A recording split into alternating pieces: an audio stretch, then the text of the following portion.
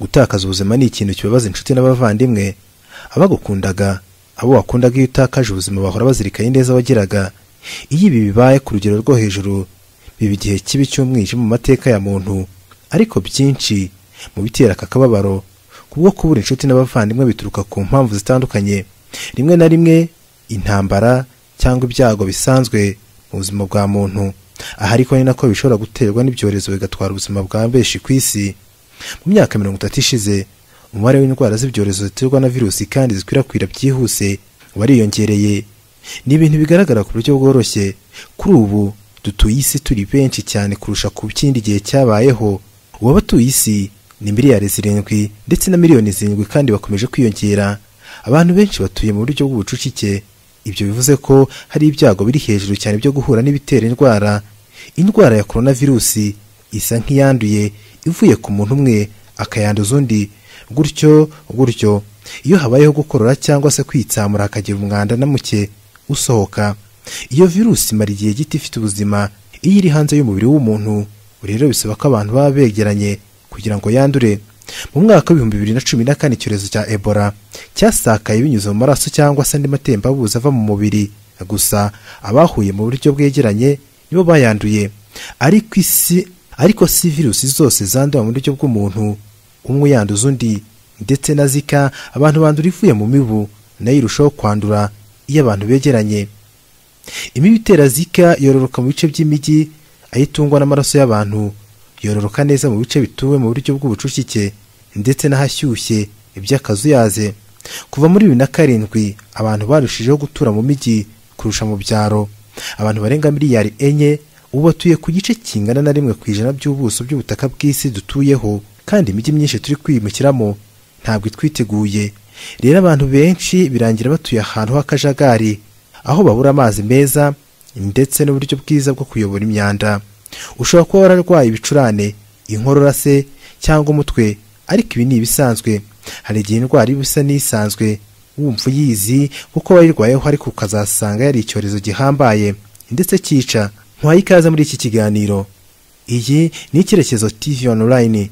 Nitwa Venuste Habineza. Reka turebere hamwe ibyorezo 10 byabayeho bigashegesha isi muri rusange. Ku mwanya wa 10 turasanga Black Death. Tugenekereje ni urupfu rwirabura. Iki ni kimwe mu byorezo bikomeye byibasiye ikiremwa muntu ndetse kibangamira imibereho ye.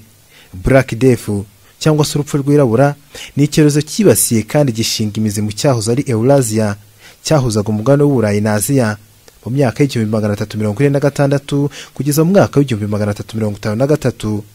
Abari hagati ya miliyoni 75 kugera kuri 200 bahatakarije ubuzima. Indwara yatewe na bagiteri yiswe Yersinia pestis. Aha bivugwa ko iki cyorezo cyatangiriye mu bibaya byo muri Aziya yo hagati maze kigenda gikwirakwira mu gace ka Crimea mu mwaka w'1343. Aha byavuzwe ko iyi virusi yakwirakwijwe n'imbeba z'umukara zanayifashe zikajyana ku mugabane w'Uburayi ndetse no mu bice bitandukanye bya Aziya no mu mato y'abacuruzi aho batwaraga ubwato batwaye imizi imbeba z'umukara. Iki gihe abari bafite iki cyorezo bararukaga ku buryo bukomeye kandi bafite umuriro mwinshi. Uwo cyafataga yapfaga hagati y'iminsi 2 ndetse n'iminsi 7 yanduye iki cyorezo.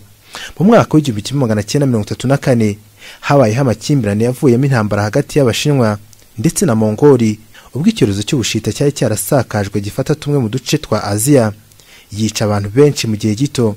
Ntibyagarukiye aho kuko iki cyorezo cyarakomeje cyambukiranya n'inyanja y'umukara. Bitewe n'uko abantu batari bazi icyo barwana nacyo, bibwiraga ko kwihisha cyangwa se kujya ahandi kitazabasangayo.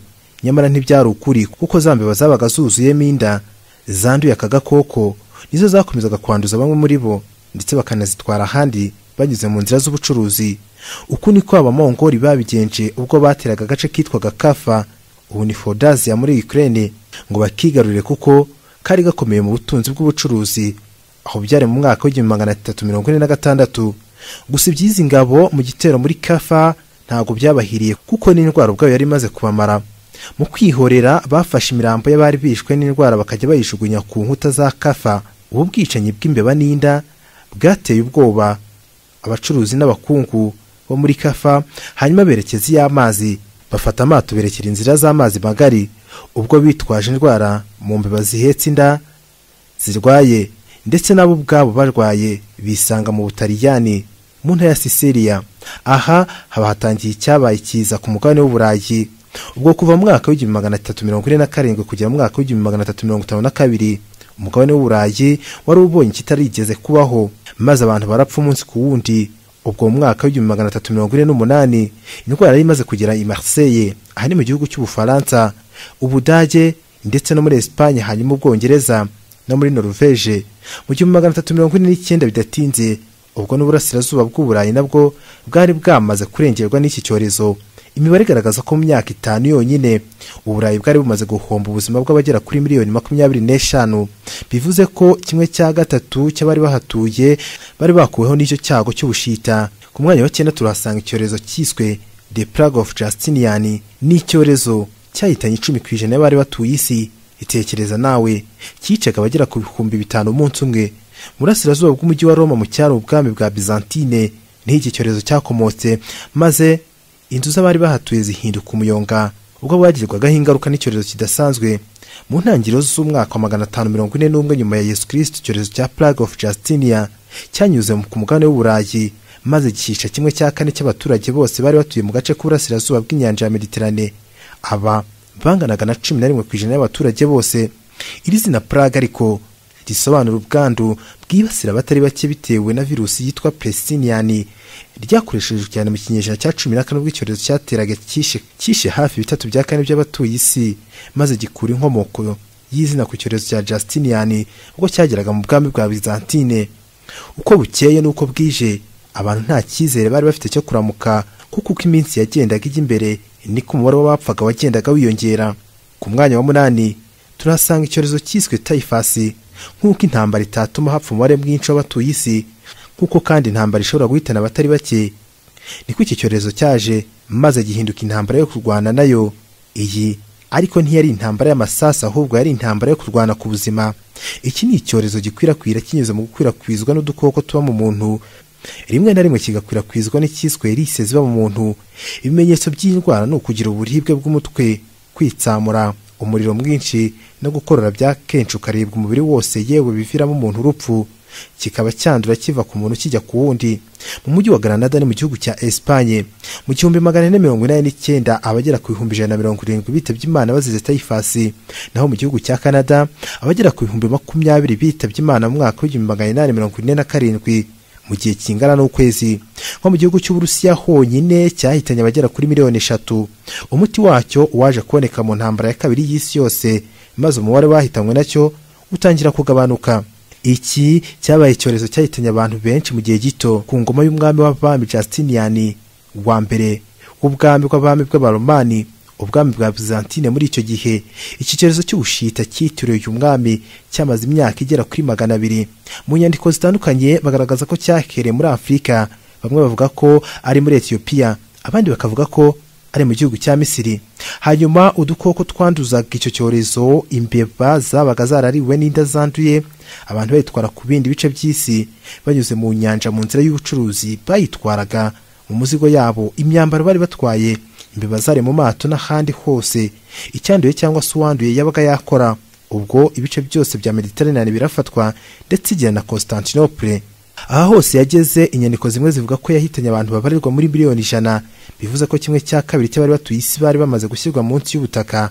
Icyorezo cyaterwaga n'imbeba zabaga zarariwe n'inda zanduye izifite agakoko kamenyekanye nka Yersinia pestis. Byari hagati ya 542 na 546. Ni mu gihe izindi nyandiko zigaragaza ko muri ibyo bice byose, Afurika, Aziya, ibice bya Mediterane na Constantinople, hari hapfuye abagera kuri miliyoni 50.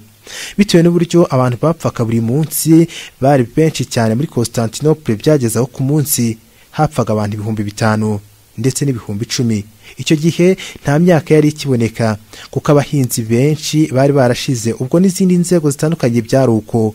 Bamwe mu banditsi abakristu nka John L. Efesas bagiye bavuga ko iki cyorezo ari uburakari bw'hambaye bw'Imana, ikaba yarabahaniye bitewe n'amahano yabo. Gusa ntibyari byo, kuko gitera twabonye ko imbeba n'inda ari zimwe mu zagikwirakwizaga. Ku mwanya wa 7 turasanga icyorezo kibasiye igihugu cy'Uburusiya, ikiba cyise Russian Plague Epidemic.